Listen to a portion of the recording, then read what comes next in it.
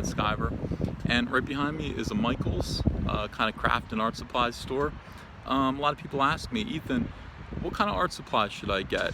Well, you can get the art supplies that I use from the internet, but if you've got one of these in your town, you can probably get good stuff to do good professional comic book artwork. I'm going to show you what to get and how much it'll cost. Follow me.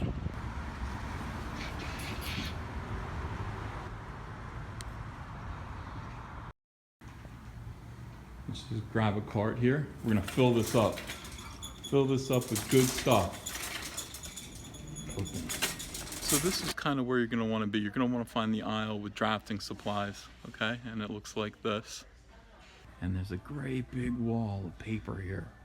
All kinds of paper to suit your every need. But if you want to be a comic book artist, you're going to be looking for this stuff right here. Bristol. Now this is what I use for convention sketches and things like this. This is a nice pad of Strathmore Bristol, 20 sheets. It's 11 by 14, so this is not quite tall enough to do comic book artwork with, but usually we'll have just the right size right there, 11 by 17, and this is it right here. This is exactly the same tact and thickness and style of paper that comic book artists use. Okay, really good stuff. 11 by 17, that is correct. That is the outer perimeter of a comic book page.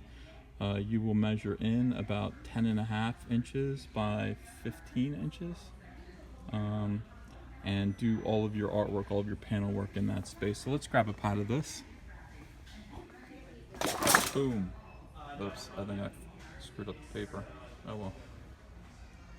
Now the second thing you're going to need in order to draw a comic book page is a good ruler. And there are lots of them here to choose from. My favorite kind is actually right here. The reason why I like this particular ruler is it's just the right size to do pretty much anything on that size of paper, but also because it's transparent. So you can actually see the lines that you've drawn through the ruler itself, and it really makes drafting work a lot easier. So you've got paper and you've got a ruler, and now what you need is a pencil, and you're surrounded by all of these different varieties of pencils to choose from. Oh my God, what will you choose? Well, let me show you. None of these. None of these. You want this one right here, fam. Right there. Let's grab one.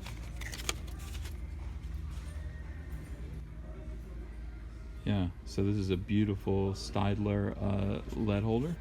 And this is actually the exact same pencil that I use right now. You can get it here at Michael's, and it's pretty cheap. It's like $11.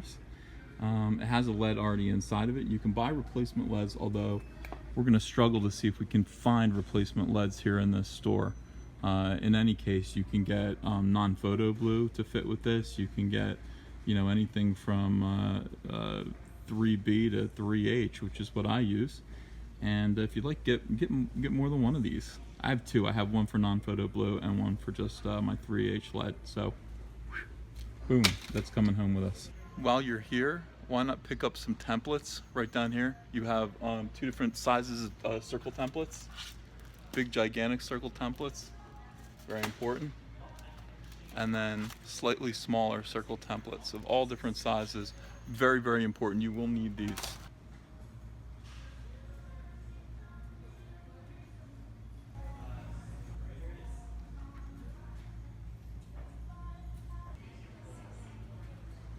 Now when it comes to ink pens, you're going to have a lot of choices here, and people are going to steer you wrong.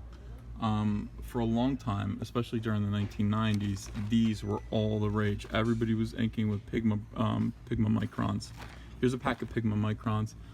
They do run, well, these are actually colored. You don't want to be careful of this. If you see those colored tips at the bottom, that means they're actually colored ink. You want black ink. And if you're going to go with these, go ahead, but be prepared to replace them often.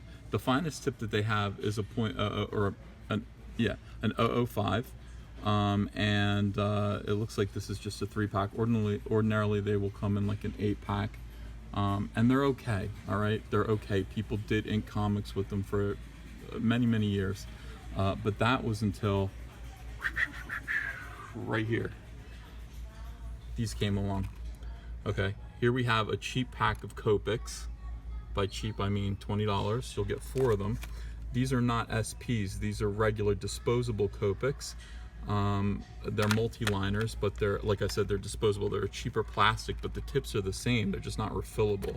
However, they have great sizes. Look at that. A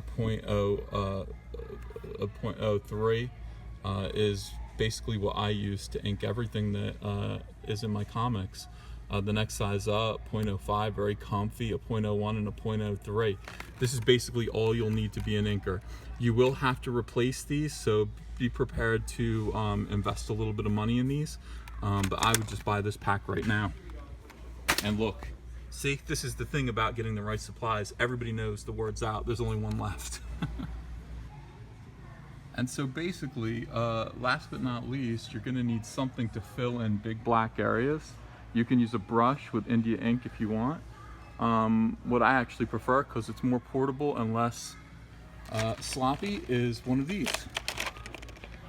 This is a Faber Castel Pitt pen, big brush, $1.99. And this is just full of just juicy India ink. One of these lasts a long time. It has a nice tip on it, and you'll be able to do great things with this.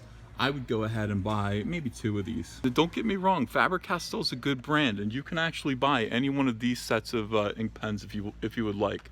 They're gonna serve you well. They're gonna do good. But if you want the very, very best, you will choose Copic, and I think you'll be happy with your choice.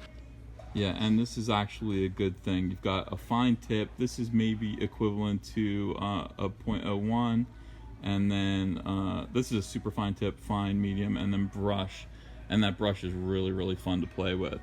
But it will, I don't know, it kind of just becomes, it feels like the tip becomes kind of a rag after a little while, and you can't get these good sharp effects for very long.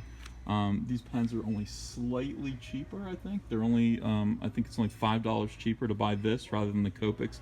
You're better off just investing that other $5 in the Copics. So there you go. Right in this cart here is everything that you need to become a professional comic book artist. All the tools. These are just as good as anything anyone else uses. I've got to buy these 2 for Ava. But other than that, this is everything that we're going to need. We're going to ring it up and just see how much it comes to.